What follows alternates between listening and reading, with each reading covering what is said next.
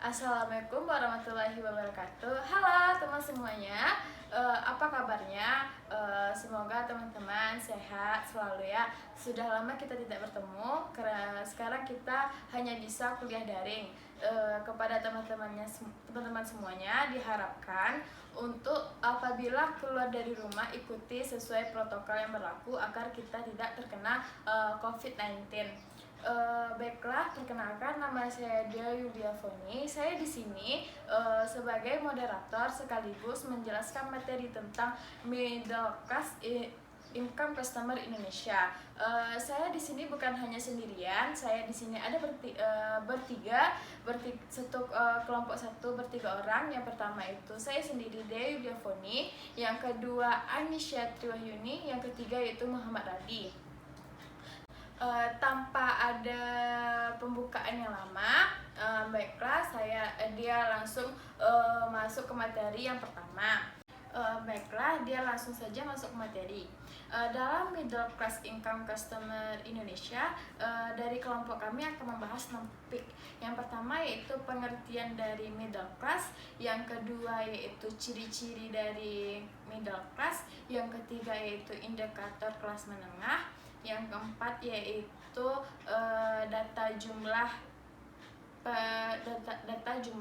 dari kelas menengah di Indonesia. Yang kelima yaitu peluang dari kelas menengah. Yang keenam yaitu bagaimana strategi pemasarannya.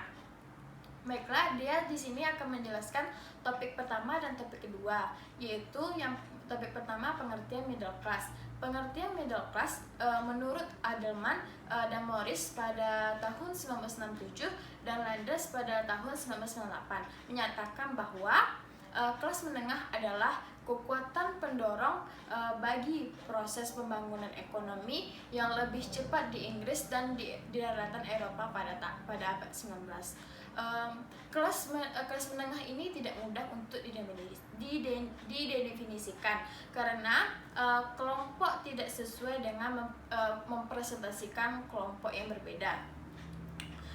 Ada upaya pakar untuk lebih mendefinisikan, yaitu tentang pertama mendefinisikan kelas menengah yaitu dengan menggunakan pendekatan relatif dan pendekatan absolut.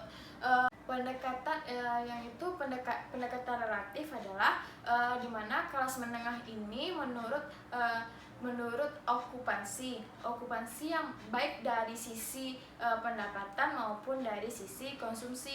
Yang kedua yaitu dengan menggunakan pendekatan absolut, di mana pengertian pendekatan absolut itu berdasarkan pada pendapatan atau pengeluaran konsumsi. Di Indonesia dia menggunakan yaitu menggunakan pendekatan absolut. Baiklah, saya akan menjelaskan topik yang kedua, yaitu tentang ciri-ciri middle class income customer Indonesia, yang dimana ciri-ciri kelas yaitu menurut Bank Dunia menjadi 4 bagian. Yang pertama, kelas menengah dengan pengeluaran konsumsi antara $2 sampai $4 per hari. Kalau di dalam ini secara rata-rata jumlah kelas menengah dengan menggunakan golongan pengeluaran konsumsi ini tumbuh sekitar yaitu 5,59% per tahunnya. Yang kedua yaitu kelas menengah dengan pengeluaran konsumsi $4 sampai $6 per hari, yaitu kalau ini mengalami peningkatan daripada sebelumnya, yaitu dengan sekitaran 9,07% rata-rata per tahun.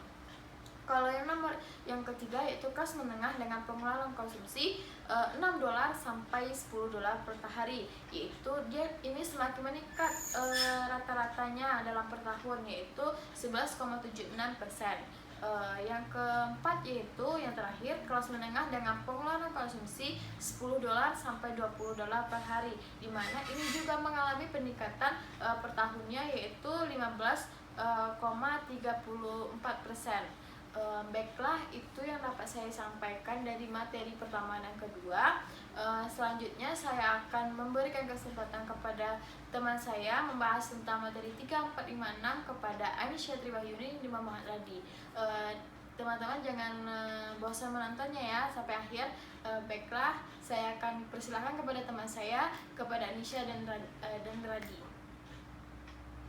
Baiklah, perkenalkan nama saya Anissa Triwayuni. Kali ini saya akan menjelaskan topik yang ketiga dan keempat, yaitu yang ketiganya indikator kelas menengah, dan topik yang keempatnya tentang data jumlah kelas menengah di Indonesia.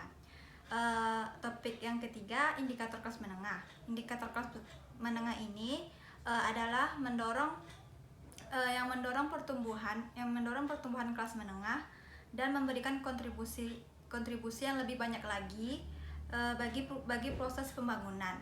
Di sini ada tiga faktor pendorongnya. Yang pertama ada pertumbuhan ekonomi dan distribusi pendapatan, yang mana pertumbuhan ekonomi ini berkelanjutan cenderung penduduk untuk keluar dari kemiskinan dan masuk ke dalam kelompok kelas menengah.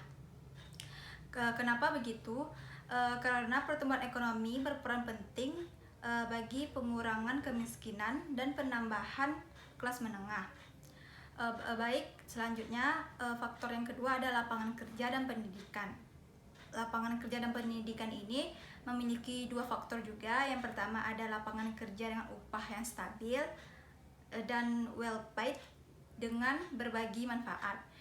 Faktor yang kedua ada pendidikan yang lebih tinggi. Di sini dua faktor yang mendorong formasi dan menstimulus kelas menengah. Faktor yang ketiga ada mobilitas dan kerentanan. Di sini mobilitas kerentanan ini kelas menengah itu cukup cepat tumbuh cukup cepat.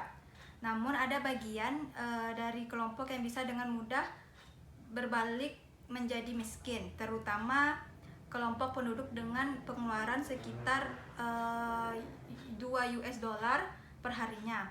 Artinya kelompok ini masih sangat rentan untuk turun menjadi kelompok penduduk miskin. Baiklah, topik yang keempat saya akan menjelaskan tentang data jumlah kelas menengah di Indonesia. Kelas menengah di Indonesia ini menggunakan pendekatan absolut yang berkisaran antara $2 sampai $20 per kapita per hari. Dengan menggunakan data Susenas 2009, terlihat bahwa distribusi menurut pengeluaran per kapita per hari terbesar pada beberapa golongan atau kelompok. Di sini ada 6 kelompok. Yang pertama ada kelompok miskin, ada yang kelompok hampir miskin, kelompok menengah rendah, kelompok menengah tengah, dan kelompok menengah atas, dan kelompok kaya. Di sini kelompok miskin itu antara ada beberapa golongan atau kelompok. Yang pertama ada kelompok miskin. Kelompok miskin ini berkisar antara kurang lebih dari $1,25. Sedangkan dari kelompok hampir miskin itu sekitar $1,2 sampai $2. Sedangkan kelompok menengah rendah itu besar dari $2 sampai $4. Sedangkan kelompok menengah tengah itu sekitar $4 sampai $10. Sedangkan kelompok menengah atas itu sekitar $10 sampai $20. Sedangkan kelompok kaya itu lebih besar dari $20. Sekian topik yang saya sampaikan. Selanjutnya akan disampaikan oleh rekan saya, Muhammad Radi, akan menjelaskan topik 5 dan 6. Assalamualaikum warahmatullahi wabarakatuh. Perkenalkan, nama saya Muhammad Radi dari kelompok 1. Di sini saya akan melanjutkan materi tentang peluang dari segmen middle class income customer. Terbagi atas 4. Yang pertama, peningkatan kelas menengah akan membawa implikasi meningkatkan konsumsi rumah tangga, yang pada gilirannya mendorong naik konsumsi nasional. Yang kedua, Peningkatan konsumsi nasional lebih lanjut akan menambah permintaan agregat dan selanjutnya mendorong naiknya pertumbuhan ekonomi nasional.